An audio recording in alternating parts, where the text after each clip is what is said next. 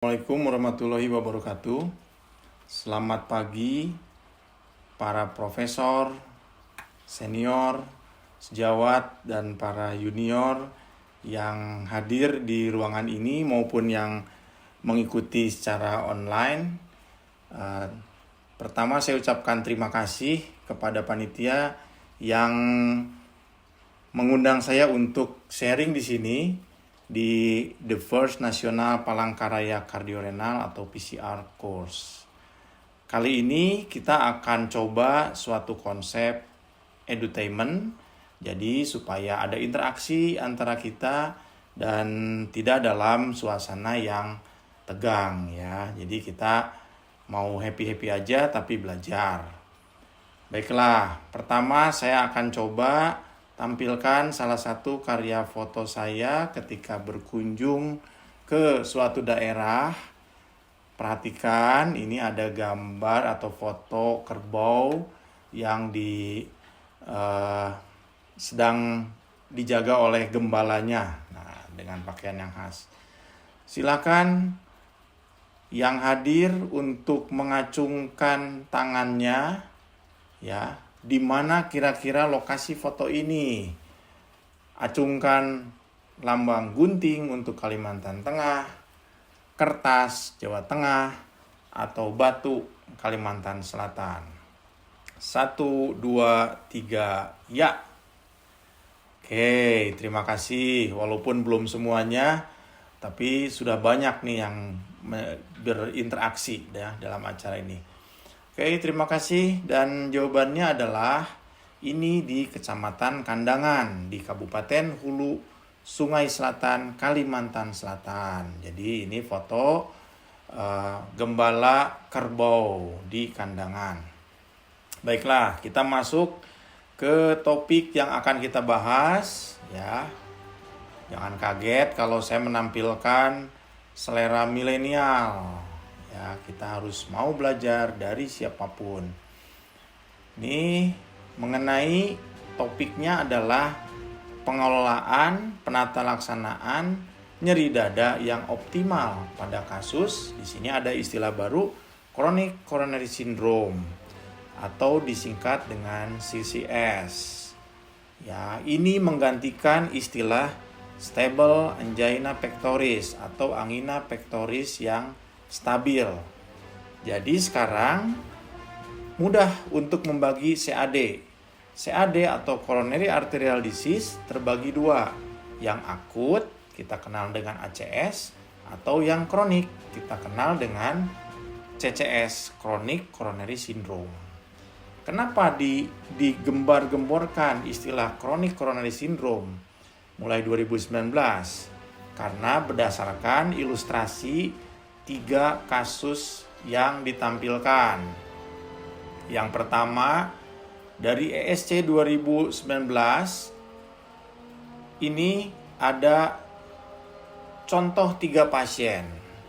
Jadi pasien pertama yang garis paling bawah itu adalah tidak ada keluhan, suatu saat dilakukan pemeriksaan, mungkin medical check up, ternyata terdeteksi ada CAD, dilakukan upaya revaskularisasi, mungkin dipasang stent, dan ternyata setelah itu tidak ada keluhan apa-apa sampai dia usia lanjut ya.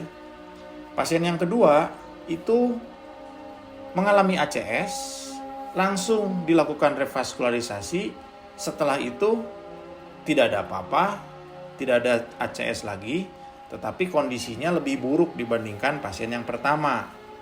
Sedangkan pasien yang ketiga berulang kali mengalami ACS ya. Dan pertama ACS tidak dilakukan revaskularisasi, yang kedua baru dilakukan revaskularisasi. Jadi kenapa bisa lebih buruk dan lebih baik? Kuncinya ada di bagaimana menurunkan faktor-faktor risiko dan mengontrol secara optimal faktor risiko tersebut. Apa yang disebut dengan gaya hidup yang sehat. Terus apakah obat-obatannya optimal diberikan? Obat-obatan CAD kita tahu itu ada aspirin, ada statin dosis tinggi, juga ACE inhibitor. Atau dilakukan upaya revaskularisasi yang tepat. Jadi kalau misalkan itu berhasil dilakukan, maka resikonya jadi resiko kematian akibat jantung jadi bisa ditekan. Begitu sebaliknya. Nah, pada ESC 2019 ada 6 kriteria pasien yang kita kelompokkan ke dalam CCS. Yang pertama settingannya adalah pasien-pasien yang diduga PJK dengan keluhan PJK atau CAD dengan keluhan nyeri dada atau sesak nafas. Jadi ini unik ya, karena selama ini kalau bicara CAD itu identik dengan angina, nyeri dada. Kalau bicara heart failure baru itu sesak. Nah, tapi sekarang tidak. Sesak itu bagian dari CCS juga. Nah, kelompok yang kedua adalah pasien yang pertama kali mengalami heart failure dan dibuktikan dengan adanya penurunan fungsi ventrikel kiri secara echo dan diduga sebagai suatu CAD.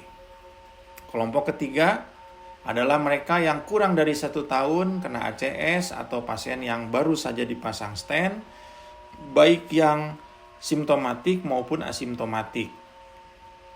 Yang keempat, yang lebih dari 1 tahun.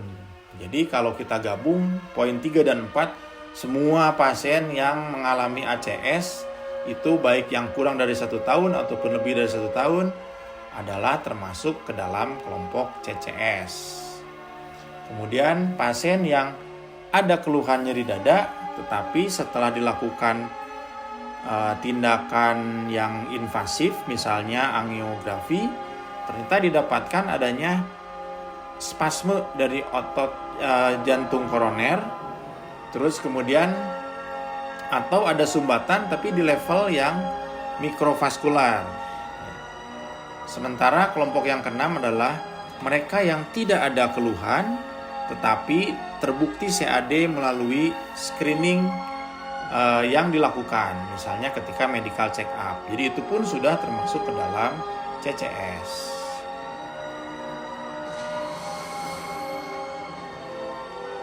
Nah, kita lihat ini cuplikan dari film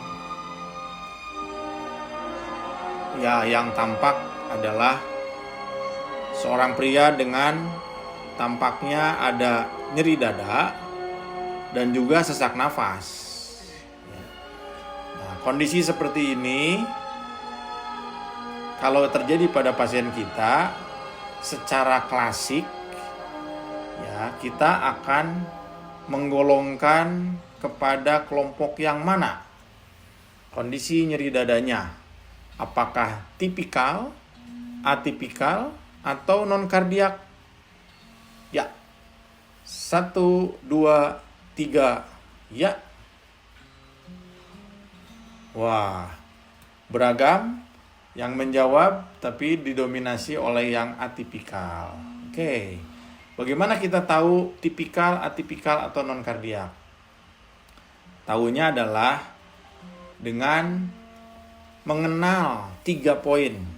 Yang pertama adalah kalau ada rasa tidak nyaman di dada bagian depan, atau di leher, atau di rahang, atau di bahu, dan di lengan. Yang kedua, dicetuskan oleh aktivitas fisik yang berlebihan. Yang ketiga, hilang dengan istirahat atau pemberian nitrat sekitar 5 menit. Nah, kalau 3 poin itu terpenuhi, maka kita menyebutnya tipikal. Artinya sudah pasti ini dari jantung penyebabnya. Kalau hanya 2, maka itu atipikal. Artinya bisa jantung, bisa bukan jantung. Tapi kalau hanya 1 poin yang terpenuhi atau tidak ada yang memenuhi, maka itu masuknya ke dalam non-kardiak. Non-kardiak chest pain pasti bukan dari jantung. Ya, bisa dari pencernaan kayak GERD atau bisa juga karena mialgia, nyeri otot. Ya, kalau berdasarkan derajatnya, Apakah berdasarkan untuk chest pain atau angina, ini berdasarkan apa? NIHA, CCS, atau TTM? Ya, 1, 2, 3, ya. Ya, masih belum homogen, masih beragam menjawabnya ya. Tapi tahukah sejawat bahwa yang dimaksud NIHA di sini adalah New York Heart Association. Ya, kita kenal ini grading untuk heart failure. Kemudian kalau CCS bukan chronic coronary syndrome, tapi Canadian Cardiac Society. Nah, inilah untuk angina. Ini grading yang benar. Kalau TTM itu teman tapi mesra. Ya, jadi ini pembagiannya. Canadian Cardiovascular Society membagi nyeri dada itu berdasarkan kriteria atau grading yang sama seperti New York Heart Association untuk heart failure. Yang bedanya tinggal mengganti kata sesak dengan nyeri dada. Jadi seperti NIHA kelas 1 sampai 4 ya samalah. Kalau CCS, Canadian Cardiovascular Society untuk angina, kalau kelas 4 berarti dia nyeri dada ketika dalam keadaan duduk saja sudah nyeri dada, istirahat saja nyeri dada. Oke, mana di antara 3 pilihan ini yang kemungkinan meningkatkan kecurigaan kita terhadap coronary arterial disease? Apakah hasil treadmill test yang negatif? Ataukah Agatston score-nya 0? Ini didapatkan dari CT scan atau merokok. Oke, siapkan tangannya. 1, 2, 3, ya. Oke, ya, terima kasih.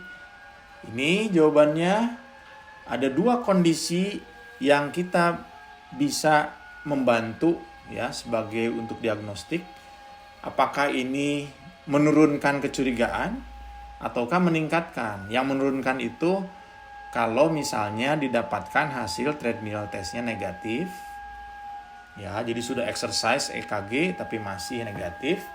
Kemudian bisa juga dengan kalsium skornya yang rendah ya dari hasil CT scan jantung, Agatston skornya 0. Nah, itu berarti kemungkinannya kurang. Sementara meningkatkan ya di sini tentunya adalah faktor-faktor risiko untuk CVD, termasuk diantaranya merokok, ya family history. Family history itu apa sih?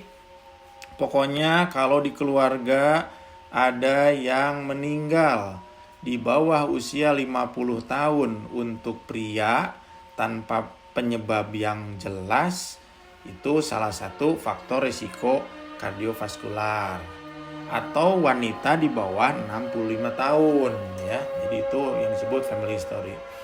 Terus kemudian gambaran EKG ada perubahan ya. Kalau ada ST segmen ya pasti itu ya. Tapi kalau ada yang lain juga bisa dari Q-wave. Kemudian dari echo ada penurunan fungsi ventrikel kiri. Juga ada kelainan pada hasil treadmill test, jadi bisa positif dan CT scan. Oke. Nah, dari rokok tersebut adalah bagian dari faktor risiko yang meningkatkan. Oke. Bagaimana yang harus kita lakukan kalau kita mencurigai seseorang ini suatu CAD? Kalau kemungkinannya tinggi secara klinis, kita bisa lakukan pertama dengan non-invasive testing dulu. Ya, kalau ternyata dia mengalami keluhan nyeri dada yang berlangsung mengganggu, maka dilanjutkan dengan yang invasif, core angiografi. Ya. Kemudian untuk pasien yang tidak ada keluhan, sebaiknya dilakukan pemeriksaan non-invasif. Yang menjadi favorit untuk yang tidak ada keluhan, periksa itu adalah CT scan jantung. Tentunya ini adalah dari ESC. ESC itu di Eropa. Tidak sama seperti kondisinya di Indonesia ya. Nah, kalau sudah dilakukan angiografi, Maka kalau ditemukan adanya sumbatan lebih dari 90% dan ini berhubungan dengan kondisi bisa saja di bawah 90% tapi ada hubungannya dengan secara klinis, misalnya pasiennya nyeri dada, oh berarti LAD-nya ternyata ada sumbatan sekitar 70-80%, maka lakukan saja revaskularisasi, pasang stent. Atau bisa juga lakukan dengan pemberian obat-obatan. Tapi kalau ternyata masih ada keluhan, ya sudah, lakukan saja revaskularisasi secara invasif. Baik, kemudian kalau bicara tentang upaya preventif, ya upaya preventif diantaranya adalah stop rokok. Untuk menghentikan kebiasaan pasien dari merokok, ada 5 langkah yang harus ditempuh. Pertama, tanyakan mengenai alasan dia kenapa merokok. Terus, berikan pengarahan, saran untuk caranya berhenti merokok. Juga, kalau perlu diberikan apalah upaya kita, apakah memberikan literatur atau memberikan pokoknya penyuluhan bagaimana caranya menghentikan rokok, bukan dengan dikurangi ya, menghentikan. Tapi jangan lupakan follow up.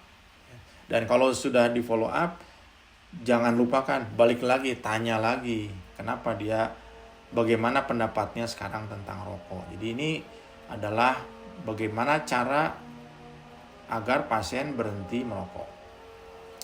Kemudian upaya preventif yang lain adalah tentunya dengan aktivitas fisik yang sehat. Apa itu aktivitas fisik yang sehat? Melakukan kegiatan seperti berenang atau jalan kaki atau sepeda statis 3,5 sampai 7 jam per minggu. Silahkan dibagi, kalau sanggupnya 7 hari dibagi 7 ya mungkin setengah jam sehari atau 1 jam sehari, silahkan.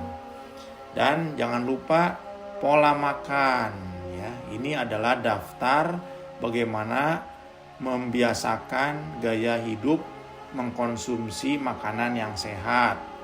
Ya, kita baca di sini beberapa poin, tentunya adalah tingkatkan konsumsi sayuran dan buah-buahan, hindari minuman-minuman atau makanan yang mengandung gula, termasuk soft drink ya.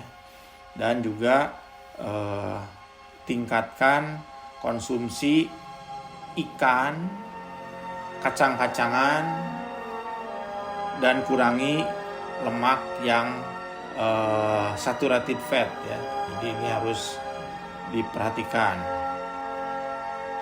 Kemudian kalau penata laksanaan dari sisi obat-obatan, ada lini pertama untuk angina ya. Jadi lini pertama angina itu apa? Pertama adalah beta blockers. Yang kedua adalah bukan yang kedua. Jadi lini pertama itu ada 2. Beta blockers dengan CCB, calcium channel blocker. Calcium channel blocker itu ada 2 macam. Ada yang non dihidropiridin, ada yang dihidropiridin. Sementara lini kedua itu di luar yang 2 obat tersebut, yaitu long acting nitrat, ivabradin, nicorandil, ranolazin, dan trimetazidin. Jadi ini adalah nama-nama obat yang masuk lini kedua. Kapan mereka kita gunakan? Sesuai dari kondisi pasien. Kalau pasiennya biasa-biasa aja, ya kita mulai dengan pemberian beta blocker atau CCB ya. Kalau ternyata masih ada keluhan, yang ataunya tadi jadi ditambah, beta blockernya tambah CCB. Tapi CCB-nya pilih yang dihidropiridin. Jadi bisa velodipin, amlodipin, atau nifedipin. Jadi dua-duanya tuh diberikan. Kalau masih juga ada keluhan, maka tambahkan lini kedua ya. Terserah yang mana aja.